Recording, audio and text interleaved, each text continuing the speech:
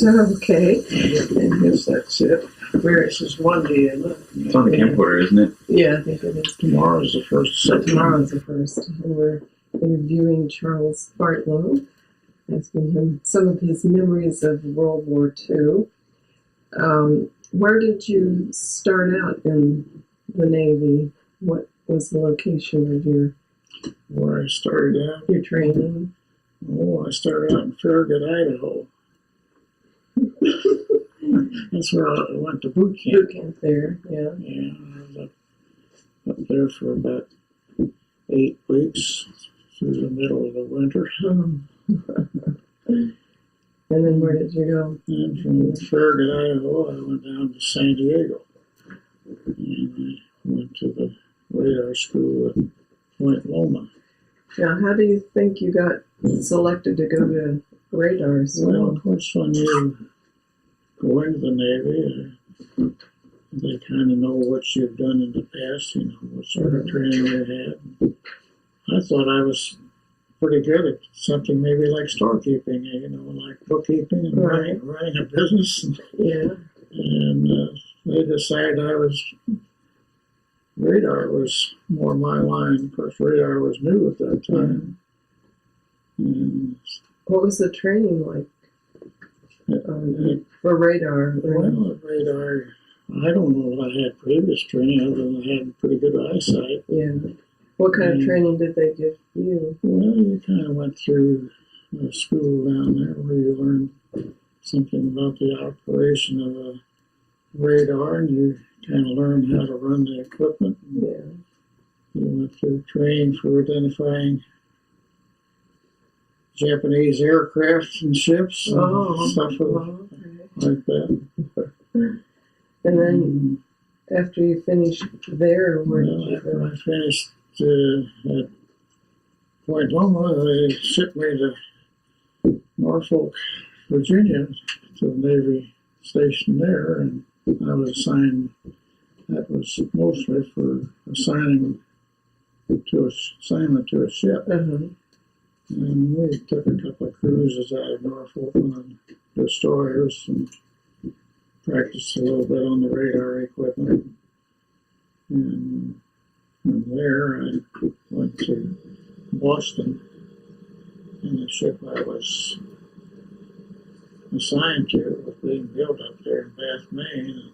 And it was a brand new 2,200 ton destroyer, and that's where they assigned the crew. And I stayed in Boston there with the ship after they brought it down from Bath to Boston. And we took, you know, as a new crew on a new ship. Yeah. We were trained in our exercise. I was assigned to, you know, like what they call a CIC on a ship. It's a combat information center. That's what it is on the ship. I didn't know that. And it sets, you know, that center sets right below the pilot house where they steer the ship, the captain, and up on the bridge sits just right above. And we stayed around Boston for several weeks, and then we went from Boston on a shakedown cruise, took the ship down to Bermuda. And we were down there for about a month, training with aircraft carriers, and you know, and all the training I was getting was in this combat information center, I see. Well, when you use a radar, like in that center, where you have a plotting table that you work on all the time. I mean, you keep track of your location. That's one thing about being in that sort of a place. I always knew where it was. I mean, even when we had people on the ship that they would see and they never knew where they were, but we always knew. We had all the charts, you know, like the big plans that were like on the ceiling, you know, showed all the different places and anything about the ocean, we had charts that was showing that we knew how deep the water was and how close the islands were, and we always knew exactly where the navigator in the ship had a flying room that was right in connection with the Combat Information Center. And once a day, they'd take their positions by sighting on the stars and the moon. And we had a little, I don't think what they called it. Well, like they set the position of the ship. Oh, like a sextant? No, well, that's what he took the readings with, the navigator. And then he put the, it wasn't a computer, but it gave you your longitude and latitude, and we had that right on the pit log, I guess that's what they call it. That's a while. Yeah. Trying to remember those. But we always knew where we were because that thing would, he'd set that once a day by shooting off stars, and this would, as the ship moved, around in the ocean, according to the speed and the course that you take, why it would automatically go into this pit log, and we could read that thing, and we knew where we were. And where did you go from Bermuda? Well, let's see. Well, first we had to go back to Boston. They had to do some. It was a shakedown cruise. They had to do some modification on some of the equipment. We had a fire control radar on that controlled the guns, and they had to get that thing set up. On a ship like a destroyer, the radar would track your target, and when the radar was on the target, all the guns automatically were trained at the target. And when the guns were fired, like on an airplane, the radar would automatically follow your target. They'd give a punch a button, and they were on. I mean, most of the time. Wow. That was one thing I guess the Japanese weren't quite aware of. Most of the ships at that time were going out. We had a little advantage there because we could keep pretty good track of them. So the Japanese didn't know about radar, I guess. They didn't have it at the very beginning. And I guess you're asking me where I went. From Boston, after we had our shakedown cruise and had the modification to the ship, I went down through the Panama Canal and around to San Diego, and we stayed there a couple of days. We picked up some people that we transported to Hawaii. We had Marines that came aboard that needed a ride to join their groups in Hawaii, and it was a little rough on them because they weren't used to the water. A lot of them got seasick. Then we stayed in Hawaii for about 4 or 5 weeks doing some more training. And we trained, all the training we did with other ships was mostly aircraft carriers. And, they practice their trailing targets and things of that type. And we did some firing of the guns, like different targets they put up for that. And like they told targets way out, like we were shooting at ships, and we did that type of practice for firing the guns on the destroyer. We had 5-inch guns as well as 40 millimeter and 20 millimeter guns both. Wow. And did you have anything to fight submarines with? Yeah, we had what they call a sonar, and that was in connection with the CIC. Okay.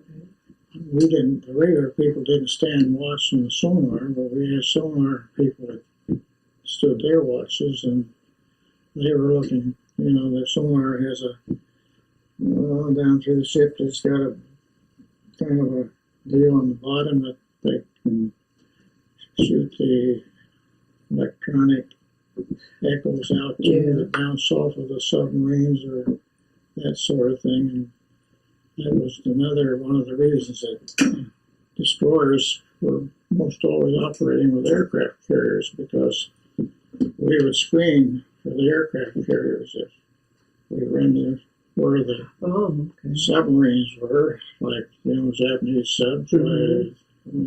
We had enough destroyers around the task group, and all the destroyers had sonar equipment, and we got underwater approaches by submarines. We could pick them up and spot them out. We carried depth charges and torpedoes as well. Oh, really? Mm-hmm. Yeah, the sonar found subs every once in a while. Yeah, so the Japanese probably didn't like the destroyers. No, they didn't like destroyers because we had radar equipment aboard to do air search and surface search for ships, and we had sonar that would search for submarines. So that was different things that we had on board, and they were operating them all the time. They were manned continuously. Oh, and tell the boys the name of the ship you were on. It was the DeHaven. DeHaven 727. It was one of the first of those 2,200-ton ships that destroyers. There had been smaller destroyers, but this was a bigger one. The destroyer is it's under, what a cruiser is. Right. Well, a cruiser is larger than a destroyer. Cruisers, they didn't have sound equipment, but they had all the guns and stuff above, and bigger ships like the battleships and aircraft carriers. The battleships and aircraft carriers were your largest. Mm-hmm. And like the ship I was on, which was a destroyer, we always operated most all the time with like in the task group, there would be a couple of cruisers and a couple of battleships, and maybe 3 big aircraft carriers, like the Hornet and the Wasp, and some of those bigger, not the baby flat tops, that was another type of carrier, but the larger aircraft carriers, they carried the fighter groups, off of the carrier planes. That's like some of the books I was given you to read had some experiences like that shown in them. But all the time I was on the ship, we operated with an aircraft crew with a task group. Okay. Like after we left the Hawaii, we'd either be with the 3rd Fleet or the 5th Fleet. And each one of those big fleets of ships would have a task group with them.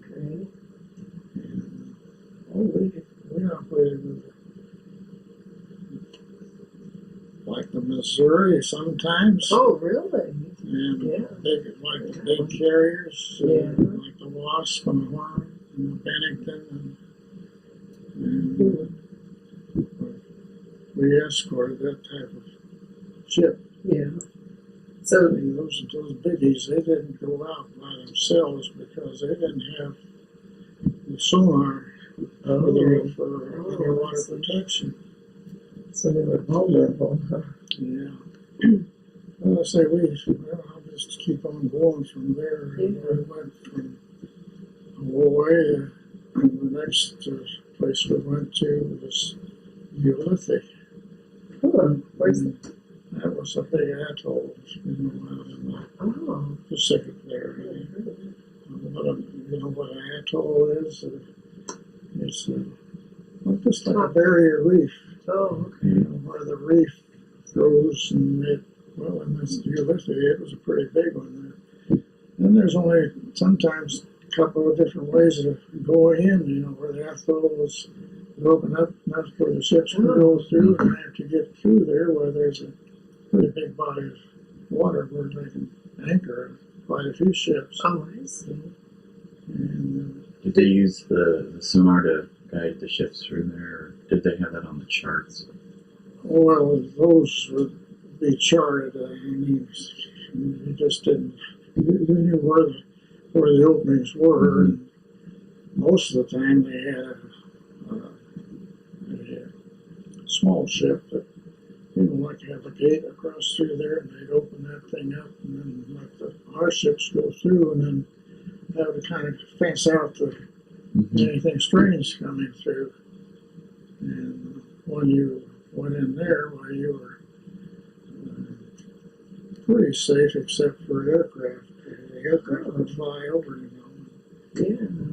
We had quite a few aircraft were flying over the air. At that time, the Japs held another island group called the Yap. That was about 50 miles to the west of Ulysses, and they had a group of ships and some aircraft over there, and it didn't take too long for we had aircraft flying around all the time, they were always bombing over at Yap, and they kind of had them beat up pretty bad after not too long. Yeah. And I guess we stayed in the Ulysses for a little while. That was more just like a stopover for going on further west. And we started to go from Ulysses down around the Philippines. And we operated off the coast of the Philippines for a while with the task group. Of course, the Japanese held the Philippines at that time because that was after, they'd driven MacArthur out. Oh, okay. And they held all the Philippines, and our task group would kind of work up mostly to the north side of the Philippines to around Manila and that part, and they go in and bomb the planes with the aircraft carriers would go in, and they had, like on aircraft carriers, they have several different types of aircraft. Some of them carried torpedoes for ships and carried bombs for dropping on shore installations, and we worked that way for a while. And at that time, the Japanese still had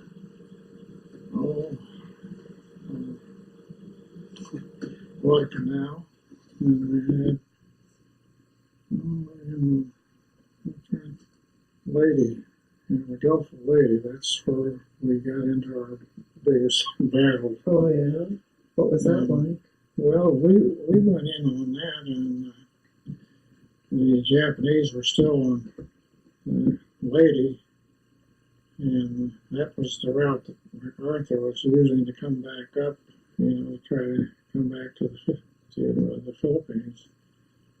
And they kind of got a bunch of the Japanese warships caught down there in the Gulf of Lady, and pretty good battle down there. We lost several ships. In fact, a couple of our destroyers were lost down in Lady. Oh, boy. I had 3 friends that had gone to radar school, but they didn't come back. Oh, yeah. See, when we got assigned to to the destroyers.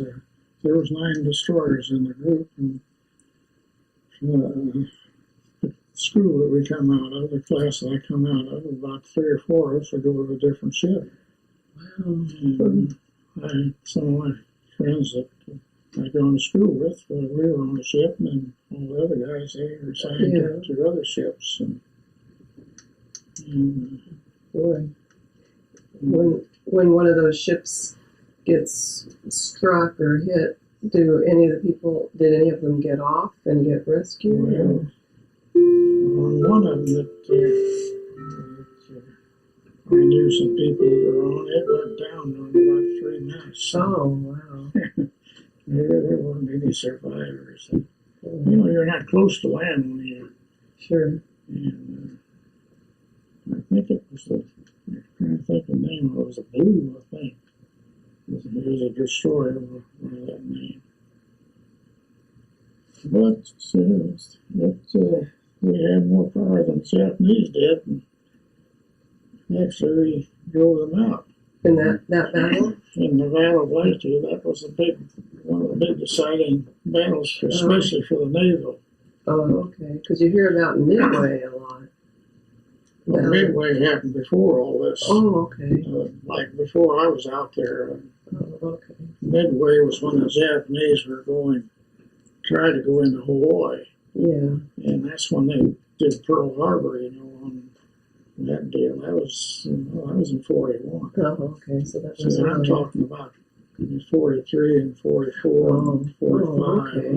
I didn't get out there until, I guess 43. So some of those things had happened before I was out there. Oh, okay. But after we left, after they secured the Philippines, I did get ashore in Oh, yeah. a place down there in the Lady Gulf there in the Philippines. Let's see, it was the island of Samar. And I think the name of the town was Tacloban. I did do a Liberty in the Philippines. Interesting. Liberty wasn't anything I really enjoyed. Yeah. All they do was send you over shore and send you a couple of cases of beer, and I made some extra money by selling my beer to somebody else. I didn't drink beer at that. Oh, yeah. At that time, I didn't really care that much for it. And so a can of beer for $2 for it. I'd sell it, then I could go where I smoked then, I could go over and buy me some cigars or something. Is that where you started smoking in the Navy? When I went in the Navy, that's when I started smoking. And I guess the main reason I started is, you don't sleep very much when you're on a ship. Yeah. We'd have to stand watch. The watches we stood was 4 on and 4 off. Yeah. Well, by the time you stand a 4-hour watch and have 4 hours off, especially after you got out there in the Pacific, you'd have a bogey show up somewhere on this radar screen, and the ship would go to general quarters, and you would get up and go to your battle station. Oh, my goodness. So, I remember one story you had told me about the time the officer in charge fell asleep. yeah. Tell kids that See, one accident. We were in what we call the CIC, the Combat Information Center, and we'd stand like a watch on we had two radars in there. One's called SG and the other one's called SC, and one was a surface radar and the other was an air search radar. And we had two, one for surface search and one for air search. Mm-hmm. And we'd stand watches on them, and then to get off the radar for a while, you're on there just like you guys stick on the computer. After you're on one of those things for a while, your eyes start getting bothered. Yeah. And then they didn't let you do nothing, so we'd have to go up and stand helm watches. I'd go, that's where you steer the ship. Uh-huh. Well, they asked radar men to do that because we were pretty well acquainted with directions, and Sure. you look at a compass or something like that, and it said 090, you knew what direction you were going. Oh, okay. And that was another ship, another thing that the radar was used for on the ship, is we were operating in a task group which maybe had 20 ships in it, and they were all like circle around, like in certain positions around the screen. The destroyers are usually on the outside of the screen all the way around, and you had your cruisers and your battleships, and then your carriers set right on the middle on the inside, and a bunch of ships operating like that. If the task force commander decides he wants to change directions, he sits on one of the bigger ships, and directs the operation of the task group. And what you were just asking me about, when we'd stand helm watches, it was a big wheel. You've seen those helms. Right. And I was standing up, doing the watch there one night. And of course, you have radios that come around in the pilot house there, and you can hear what's going on around, like the other ships you're in connection with them, like what they call a TBS. That was a radio like that. Like nowadays, I guess you use your cell phones and talk to the other people. Well, the task force commander, he'd want to change course or speed or something. He'd put it out over the radio, and then they'd say, give you the course and the speed change, and the guy that was running the ship from the pilot house was usually the captain, or he was, the guy was called the officer of the deck. Okay. And when those signals come through from the task force commander, he was supposed to execute it. Yeah. He, like on the pilot, like with me, when I happened to be up there, I heard the thing come through. It was, audible on where you could hear what they were saying. And then when they come to the point where they give me the signal, they'll say execute. And at that time, you're supposed to turn the ship, and you're supposed to set the speed wherever you're supposed to go. Right. And I was standing watch one night there in the middle of the night, and this officer of the deck, he was kind of a guy that nobody cared about, because he was sort of domineering, I won't use the word that we call him. And I was hearing this signal come over, and I was waiting for him to, he's supposed to tell you to do it real quick, because everybody's supposed to do it at the same time.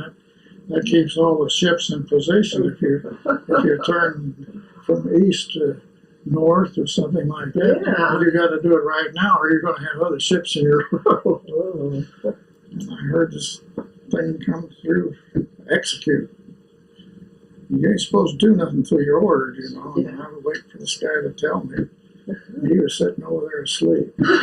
And I tapped him on the shoulder, and I said, "Did you hear that? Change of course and speed come through?" No, what the hell was it?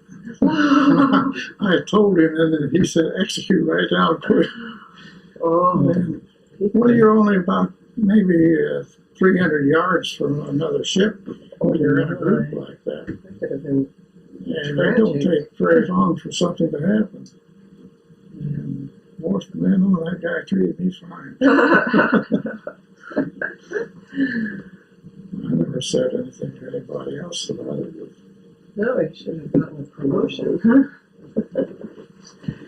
So, can you think of another question?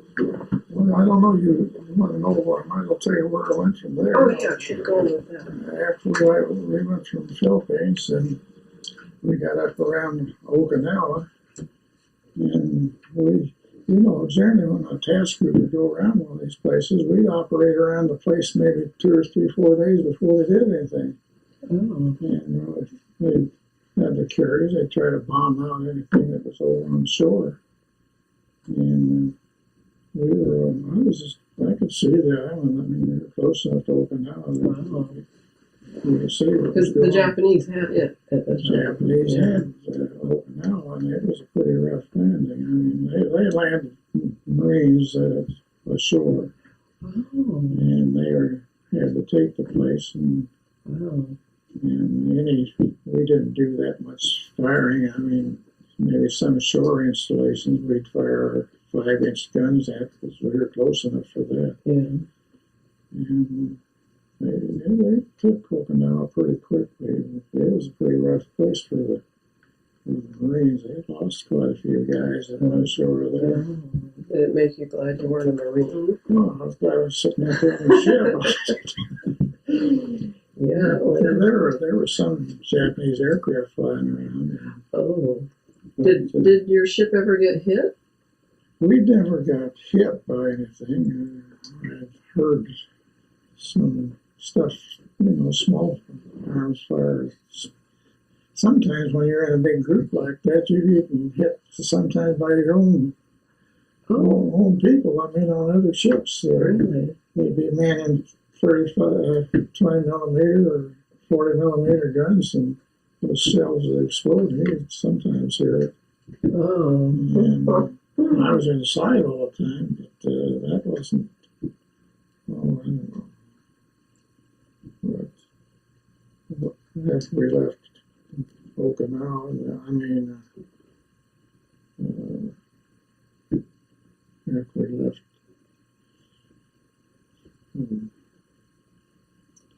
there, we went from there up to Okinawa. And we operated off coast of Okinawa a couple of weeks before they made their landings up there. And that was, that's about the time the kamikaze started coming out to hit ships.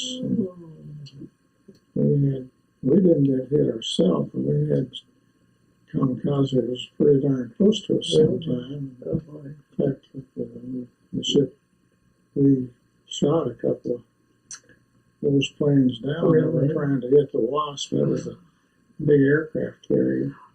I think our ship, we got credit for about 5 Japanese planes that were attacking the ships. And those kamikazes were pretty bad. It seemed like the big aircraft carrier, I think. The Franklin, they took a couple of them. They had to send it back to the States. They didn't sink it. But, I've seen a couple of destroyers that were hit by kamikazes, and they made a mess out of them. Yeah. They just tried to hit the pilot house and around that area. Oh. And, well, they came up above water, the kamikaze couldn't do much to hit down below water, but they just try to hit any part of the ship that was sticking up. Yeah. And we operated off the coast of Okinawa for a couple of weeks before they made the landings over there. Yeah. I mean, our aircraft were going in and bombing everything they could over there before they made those landings. But did you get closer to Japan? Yeah, we were close to Japan. Went up one time when we were down in Okinawa, went up and made a trip up to Tokyo Bay. Oh.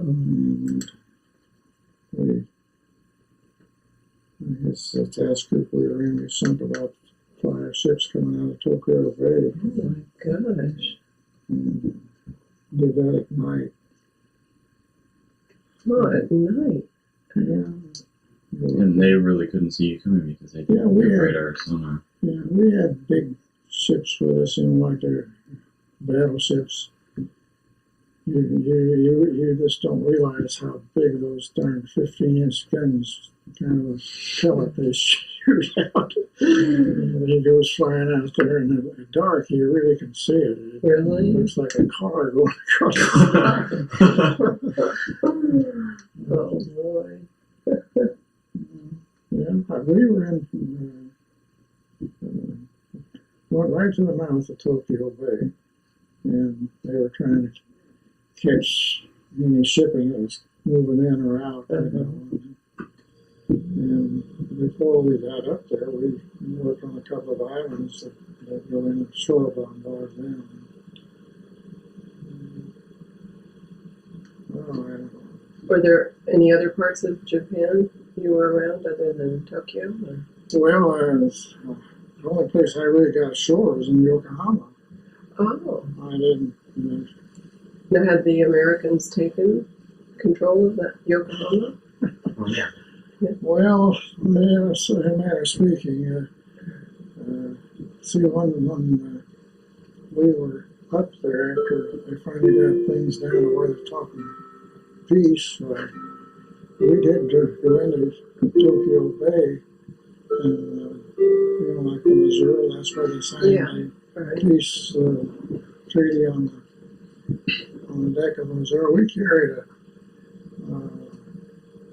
vice admiral on our ship. And he had to go to this meeting, and we were at just a couple hundred yards away from Missouri when they signed the peace treaty.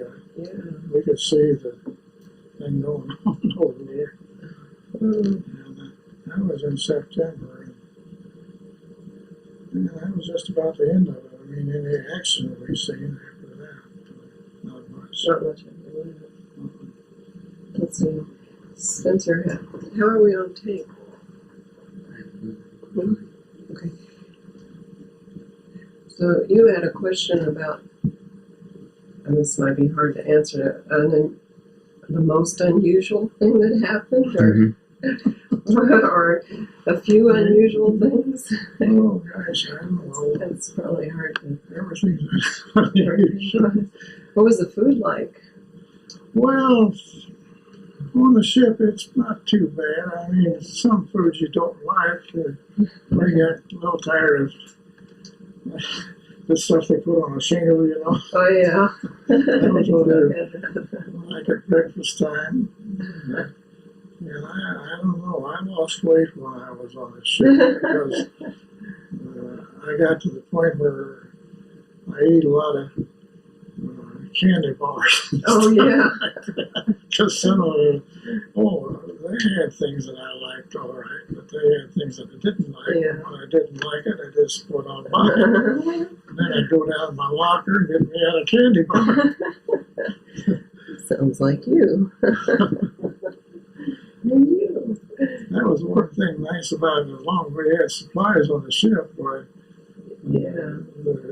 the storekeeper kept you happy with. Oh, that's good. Well, of course, most of it was cigarettes and candy bars. And then you had to buy your whatever few clothes that you couldn't get if you got into trouble with something. What were the sleeping arrangements like? Well, I slept in a bunk, and Like a solid bunk, or was it like a hammock? well, it was like a hammock. No, it wasn't one of the kind of hang. It was they were about 3 high. There was they had a top and a middle, and they had a lower. Yeah. And down underneath that, you had 3 lockers that you kept your clothes and stuff in. And it was that sort of thing. Which bunk were you in? Oh, I got the bottom one. Was it? I had a little more pressure over some of the guys that were above me. I got my choice. Well, you know, you got politics, and if you got a guy that's got a lower rate than you have, well, he doesn't get his choice. Yeah. Oh, and what was your rank? Well, Or you started out with? I started out as a seaman. Yeah. And I went through first class and went to radarman third class and second class. I passed my examination for first class, but I got out before I got that. Yeah. Come back home. And, did you have anyone on your ship fall off, or? yeah, we lost a couple of people that way. Fell over the side. Yeah. Yeah, that's kind of disappointing. We we tried to pick up some that fell off of the other ships. Oh, really? Getting around a ship on a smoothie, it's dangerous. I mean, Yeah. you got those. Well, on our ship we had twin screws on the back end, and boy, that just suck you right in. Yeah. And, I've seen a couple of guys that had that happen to them. We had pretty good luck picking up pilots. I mean, we had, I think we picked up about, thing upstairs, I think I picked 22 up. That many? They really wanted to save a pilot because they spent lots of money training those guys to fly in an airplane. They didn't really want to lose them. Yeah. Those guys would come down in the water, and of course, when you steam up next to him, the captain had to know what he was doing because he'd have to just come to a complete stop and not have any of that undertow that would pull the plane underneath the water. And we picked up, I'd say, about 22 guys. They'd got in trouble. Yeah. And it wasn't always that they were shot down, but some of them were.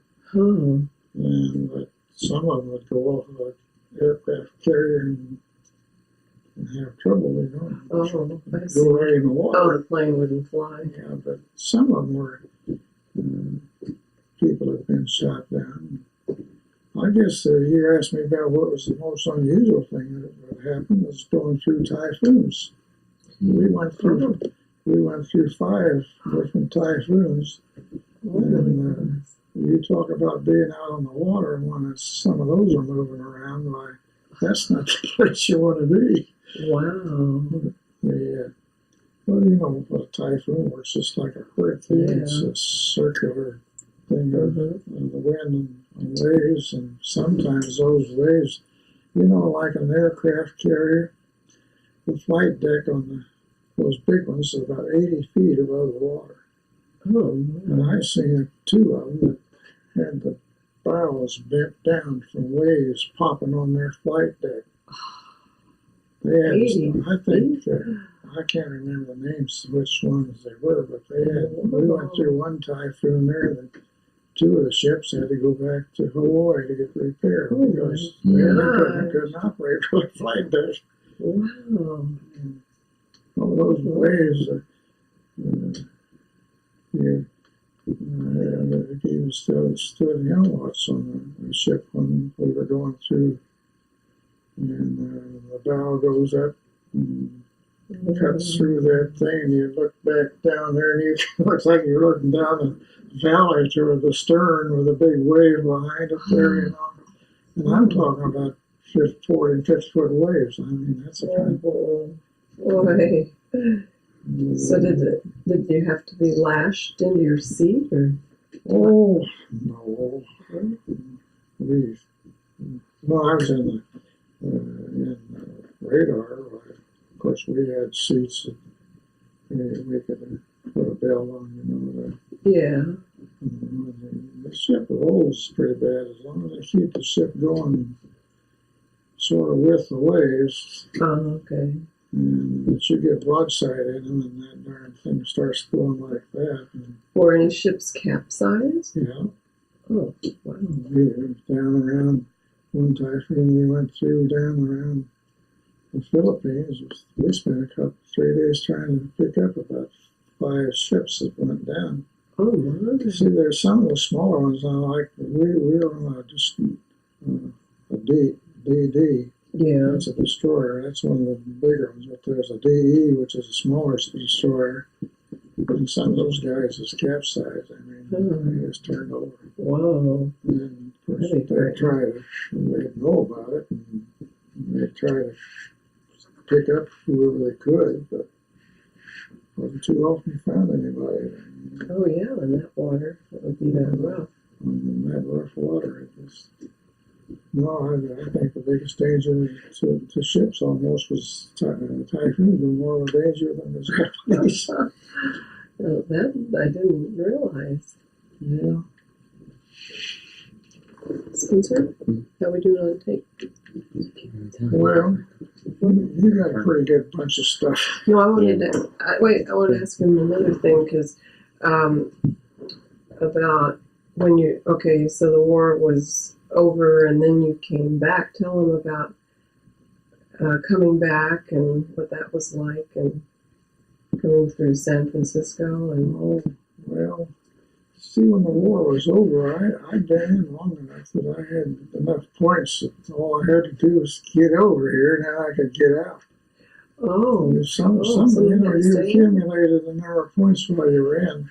Oh, I see. And I had enough that I was eligible to get out, and that's all I wanted to do was get out. I didn't want to stay in the Navy.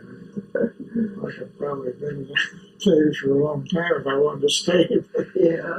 But we left Tokyo Bay, and I guess we first went from there down to Okinawa, and then come from Okinawa over to Hawaii, and then we come back from Hawaii over through to San Francisco, and let's see, when the ship I was on, we stayed at San Francisco a couple of days. That's one time I wanted your mother to come out. We went down to Monterey and was down there about 3 days and had open house, you know. Oh, yeah. Before I was able to get out. And then we went from Monterey back up to Vallejo, and that's where the shipyard was. Yeah. They had to do some overhauling of the ship because we'd been out for a long time. Never had a thing done to it. Talk about how many miles did I go on the ship? The Yeah. log was 0 when I got on it. It had 170,000 miles on it. Oh. Well, now, did you go under Golden Gate Bridge? Yeah. Or there? There was a few people up there. It was kind of a foggy day when we followed those boys coming in to go under the bridge. Yeah. And I don't think there was that big of a deal going on. Really? We came to San Francisco Bay, and I think we stayed down in the Bay Area at one of those piers for 2 or 3 days, and we knew we were going to go back up to Vallejo. Yeah. I got off the ship there at Vallejo. I had my discharge papers, and I had to go down to San Francisco and go through a place down there to be shipped back. Well, they shipped me back to St. Louis. Down to the naval station down there, and that's where I got my discharge papers. I see. Yeah. And I had to come home from St. Louis. Let's see. That all happened in about 1945. Do you have any more questions? No? Okay. Well, Thanks a lot. that gives us a good synopsis. Didn't do anything pretty big. Well, yeah, just being involved in that. I was part of a group of other guys that were going on for the ride. Yeah, but And we were in some places that weren't really the places you'd want to be. no, there was a bit of danger. Fortunately, we came out all right. Yeah, that's. I wouldn't be here today to talk to them. Yeah, It's okay because we wouldn't be here to listen. No, that's probably true. Your mother was just a twinkle in my eye in those days. She wasn't even around. That's right. Because you were born in 48, Uh-huh. and I came home in 45. Yeah. Almost 46, but that's when I came home. Yeah. I've been around a good part of the world, but I wouldn't give you 10 cents to do it again. Well, thank you Thanks. for sharing that. I don't think that's what you want. Yeah. Was in the Navy. Well, he was on one of the destroyers that. On a different destroyer, you didn't get on the same one. No, it's funny. Most people that are on the ship I was on were New England people. Oh. I mean, a lot of them come from up around Boston and different places in New England. They kind of a brogue they have when they talk. Yeah. Yeah. I had one good friend that I still send Christmas cards to him. He lives down in Florida now. Yeah. He came from Joliet, Illinois. So Oh. we often did things together, like we had Liberty, We Yeah. had some from Oregon, had a couple Oh boy. of guys I knew that lived in Oregon.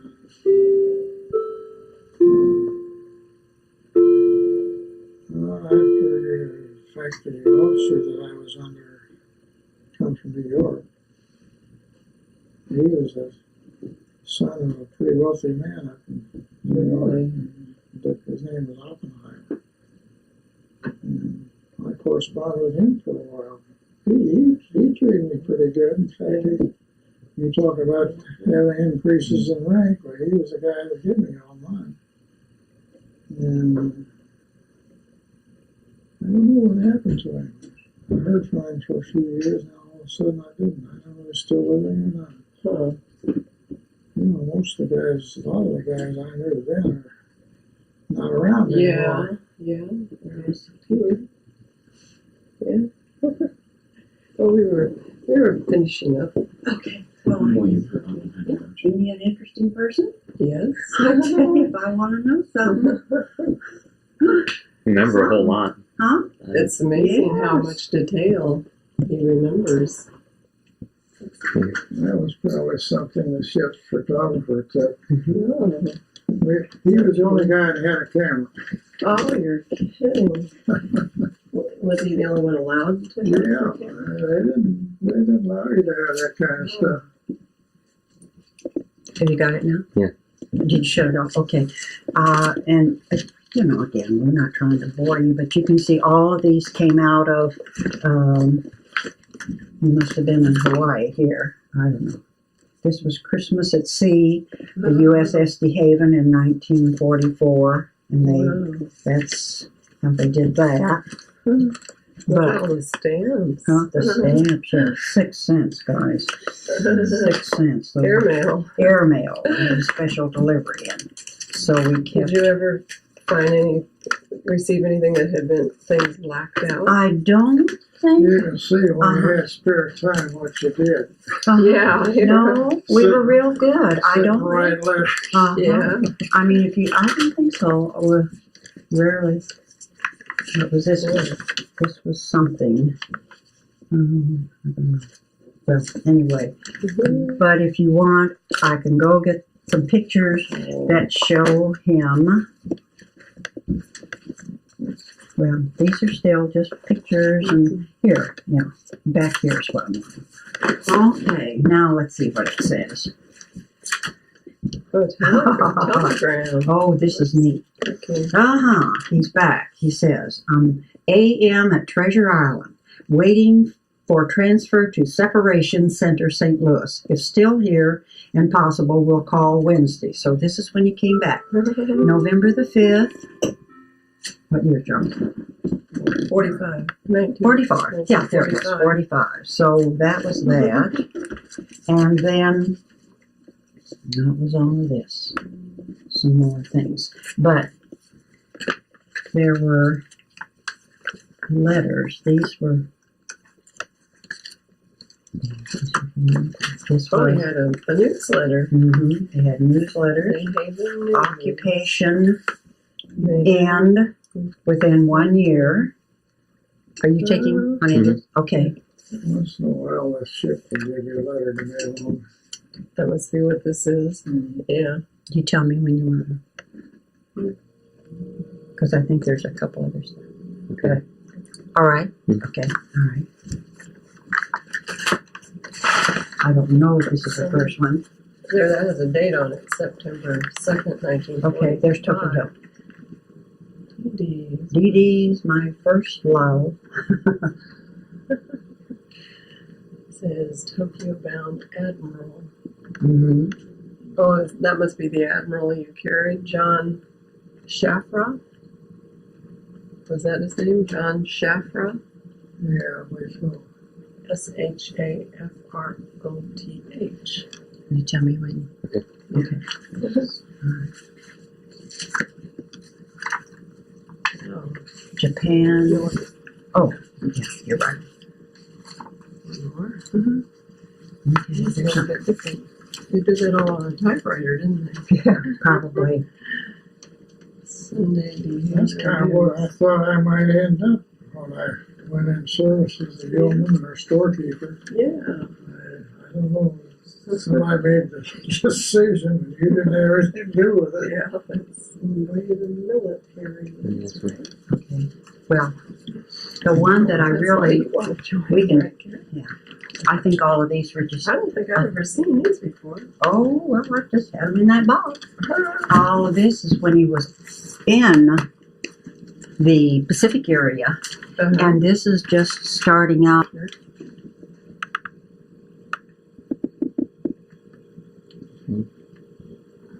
Okay, and some of these were just, notice of classification.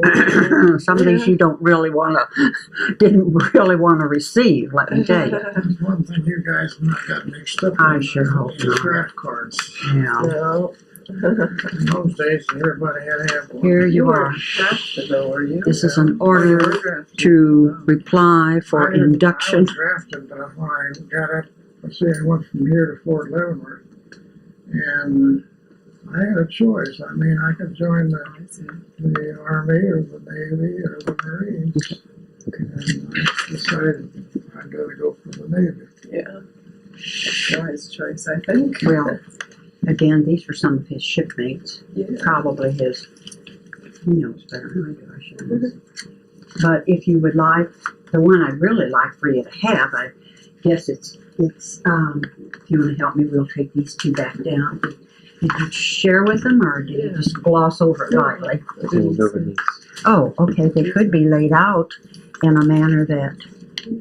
Mhm. Thank you. Oh, that's heavy, honey. Yeah, I think Just one. put it on the window. I'll go down with you. Why don't you lay them out the way he wants, and then maybe Garrett could help me pull down the one thing I was going to have you see about the day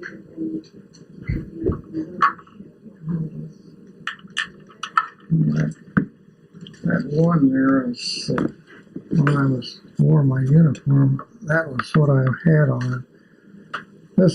These are what they call battle stars. Oh. And I think this was Atlantic and Pacific and Asiatic. These were the areas that you were operated in. I see. And you wore them on your uniform. Oh, okay.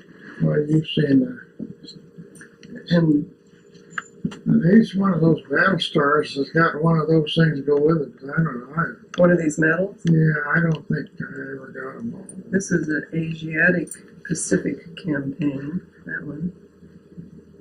And this one says World War II. And Freedom from fear and want. Freedom of speech and I religion. don't know where she, United States of America. I don't know where she got this stuff. Like when you get a rank, I had a couple other things that were underneath those things there. They were red. I don't know. You know, when I came home, all my uniforms, they just, I don't know what happened.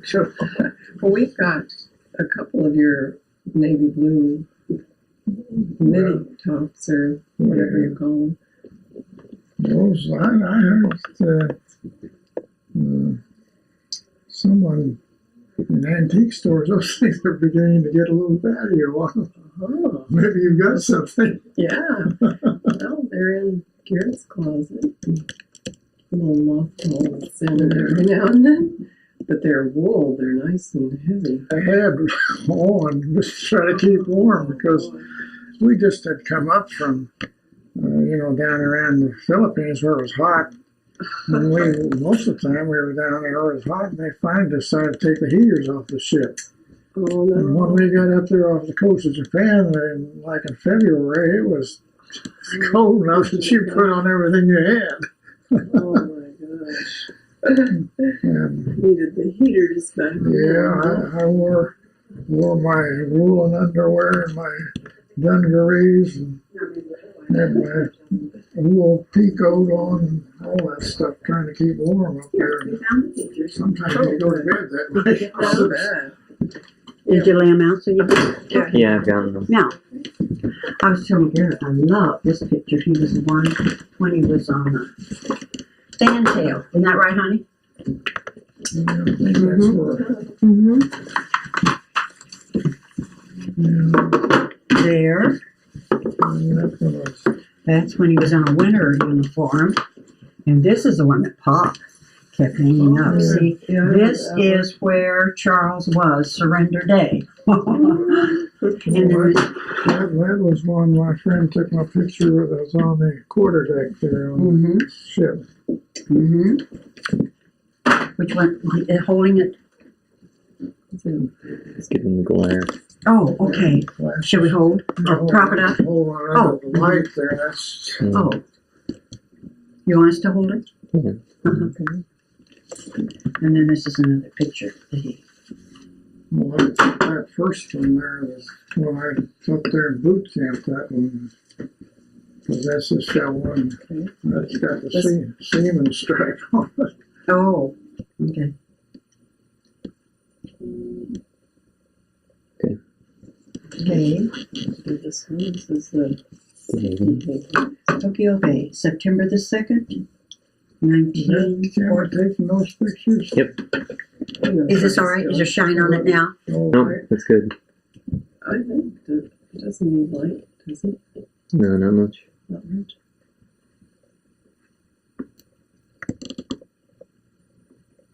Okay. Mm-hmm. You got all of them. Okay. So, You want to take all your stuff on? of course. The boys had more. Yeah, those are good. Uh-huh. Oh, honey, you should see the book. Kaufman, he was a friend of mine. He Yeah, lived these in, were Charles' Navy. I think the rest of the stuff was yours. This Spanish vacation. Kaufman had a gift shop there. Look at that. And, Martha's Vineyard. Yeah, Martha's Vineyard. This piece is counterfeit, but what we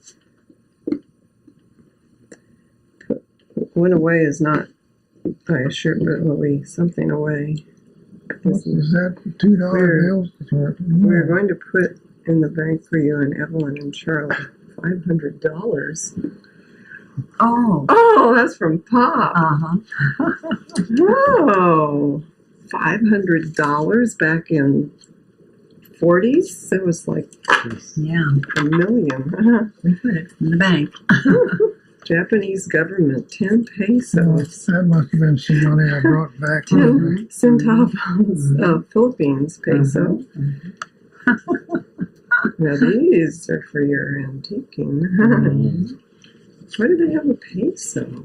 I don't know. We thought that was. Probably. This is a yen. 1 yen. Small money. But they're making fun of the Japanese. Maybe so, yeah. Well, that we'll just put all those back. You go back. Then, oh, there's the DeHaven. No, that's for New Jersey, it said. Oh, okay, that's Claude. That's